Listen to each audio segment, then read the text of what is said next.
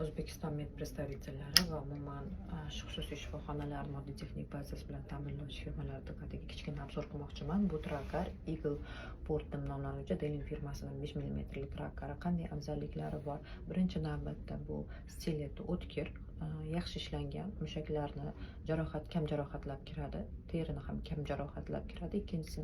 Ikkinchidan stiletimizni olganimizda mana bu klapanida tugmalarni bosishimiz orqali kanyulasida mana bunday fiksatsiya hosil bo'ladi. Bu ichki tomondan fiksatsiya bo'lsa, tashqi tomondan mana bu qalpoqchani tushirib tugmani bosganimizda ikkinchi fiksatsiya hosil bo'ladi. Ikkala tomondagi fiksatsiya ishchi trackerimizni tashqariga chiqishini oldini oladi, yaxshi fiksatsiyalaydi. Qaytib chiqarishimizda esa ushbu tugmasini yana bosamiz va qalpoqchani ko'tarib mana bu tugmalarni yuqoriga ko'targanimizda yana o'z holiga qaytadi.